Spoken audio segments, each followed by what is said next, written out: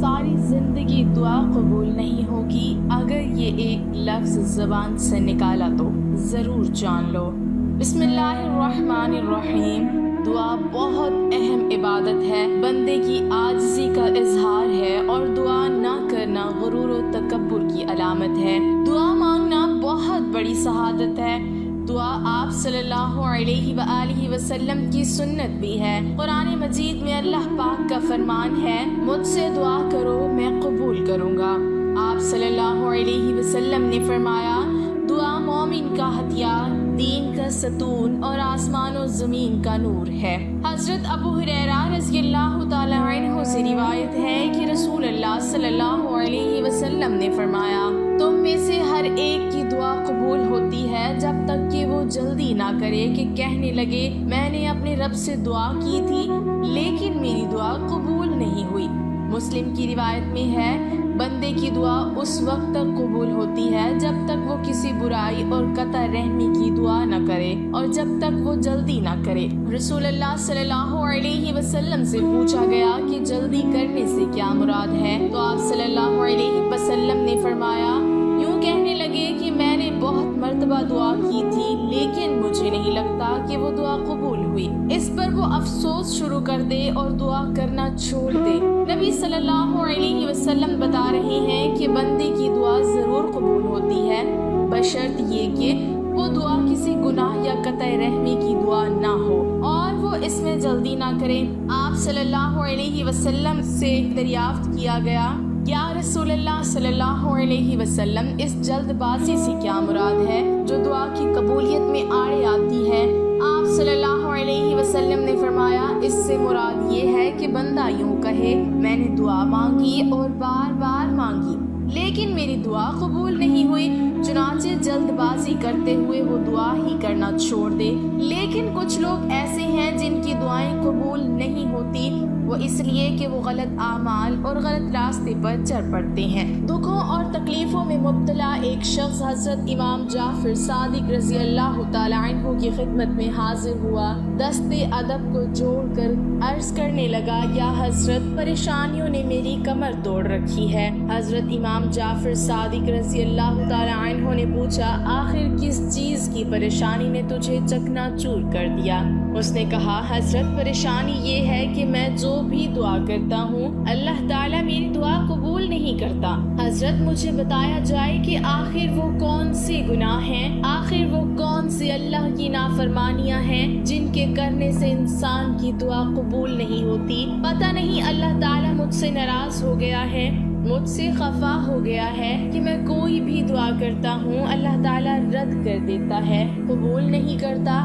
یہ سن کر حضرت امام جعفر صادق رضی اللہ تعالی عنہ نے فرمایا، اے بندہ خدا، میں نے اپنے بابا حضرت امام باقر رضی اللہ تعالی عنہ سے سنا، انہوں نے اپنے بزرگوں سے سنا، انہوں نے حضرت علی المرتضیٰ رضی اللہ تعالی عنہ سے سنا، انہوں نے فرمایا، 3 گناہ ایسے ہیں جو انسان کی دعا قبول نہیں ہونے دیتے۔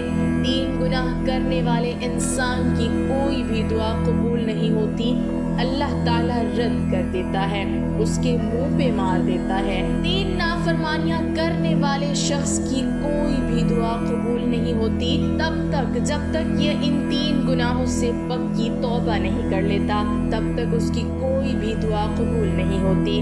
پوچھا گیا، حضرت وہ 3 خطرناک گناہ کون کون سے ہیں؟ حضرت علی رضی اللہ تعالی عنہ نے فرمایا، پہلا گناہ دسترخوان پر بچا ہوا رزق کسی بھوکے انسان کو کھلانے کے بجائے روڑی میں پھینک دینا۔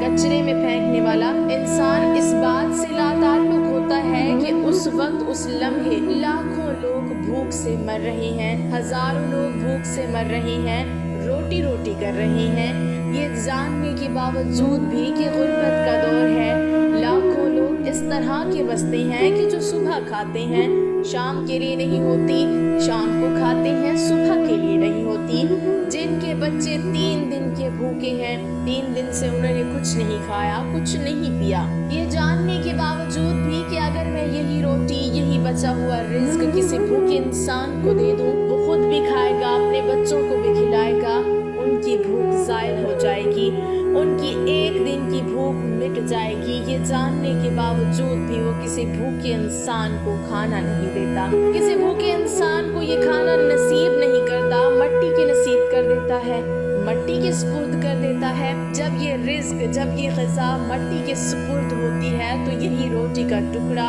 उसके हक में बद्दुआ करता है, उस मालदार के हक में बद्दुआ करता है, या अल्लाह इसे गरीब कर दे, इसे मेरी कदर का पता ही नहीं, इसने तेरे भूखे बंदे के हवाले मुझे ना किया, इसने मट्टी के हवाले कर दिया, इसने मुझे रूड़ी में फेंक दिया, इसने मेरी नाकदरी की। यही ग़िज़ा, यही रोटी, यही रिज़्क उसके हक में बद्दुआ करता है। अल्लाह ताला उसकी कोई भी दुआ कबूल नहीं करता तब तक जब तक ये पक्की तौबा नहीं करते। अगर तुम चाहते हो कि तुम्हारी हर एक दुआ कबूल हो, अगर तुम चाहते हो कि ज़बान से निकले बाद में कबूल पहले हो, फरमाया अपना हाथ खोल के रखना, रिज़्क से भरी मुट्ठी खोल के रखना। ज़रूरतमंद आए उसकी ज़रूरत पूरी करो, भूखा आए उसे खाना खिलाओ, प्यासा आए उसे पानी पिलाओ।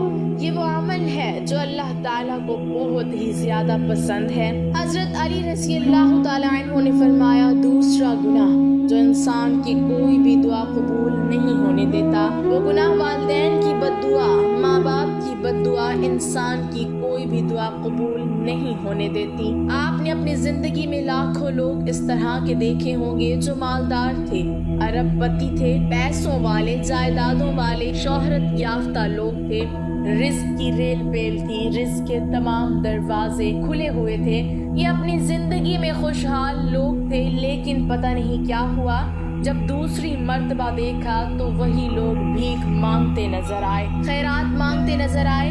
ये क्यों हुआ? इसलिए कि जब ये लोग मालदार बने, जब ये लोग हाकिम बने, तो इन्होंने अपनी हुकूमत वालिदैन पर चलानी शुरू कर दी, अपनी बादशाहत वालिदैन को दिखानी शुरू कर दी। बूढ़े वालिदैन को कहने लगे कि तुमने अपनी औलाद के लिए क्या कुछ इकट्ठा किया, वो फलां शख्स मरा था, अपनी औलाद के लिए जायदादें छोड़ के गया, ज़मीनें छोड़ के गया, तूने हमारे लिए क्या कुछ छोड़ा? ये महल, ये गाड़ी, ये मकान, ये तो मैंने खुद अपनी जिंदगी में अपने हाथ की कमाई से बनाया। अलगर्ज ये लोग अपने बूढ़े वालिदैन को ताने देने लगे, तानों की सूरत में बूढ़े वालिदैन को दुख देने लगे। वालिदैन की खिदमत के बजाय उन्होंने वालिदैन का जीना हराम कर दिया, वालिदैन की जिंदगी अजीरन बना दी, ताने दे दे कर। जब वालिदैन ये सब कुछ बर्दाश्त ना कर सके तो दोनों ने हाथ उठाया, या बारी ताला, ऐसी जिंदगी जीने से कहीं ज्यादा बेहतर है तो हमें मौत ही दे दे। बस वालिदैन की बद्दुआ ने उनका बेड़ा गर्क कर दिया, वालिदैन की बद्दुआ ने उनकी दुआओं की कबूलियत के दरवाजे बंद कर दिए, फिर उनकी कोई भी दुआ कबूल ना हुई। फरमाया, जिंदगी में कभी भी भूल कर भी वालिदैन को दुख न देना, वालिदैन को ताने न देना।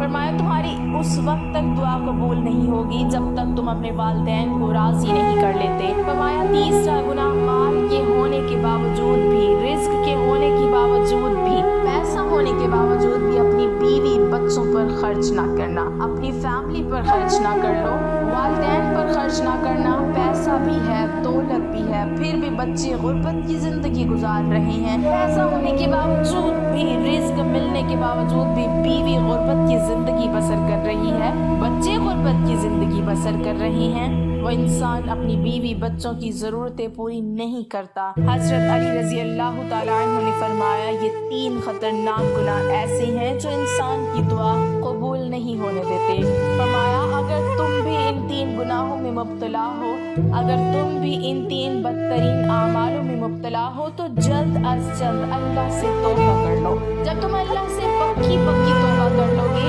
आंखों से एक आंसू बहाओगे, तुम्हारी आंखों से निकला आंसू ज़मीन पर बाद में जाएगा, अल्लाह ताला तुम्हारी तौबा और तुम्हारी दुआ कबूल पहले फरमा लेगा। दुआ है कि अल्लाह पाक हमारी मांगी गई हर दुआ को कबूल फरमाए, हमारी मुश्किलात को आसान फरमाए, हमारी हर परेशानी दूर फरमाए और हमें अपने खजानों में से रहमत और बरकत वाला रिज़्क अता फरमाए। आमीन। नाज़रीन, कमेंट बॉक्स में अल्लाह ताला के 99 नामों में से एक नाम ज़रूर टाइप करें।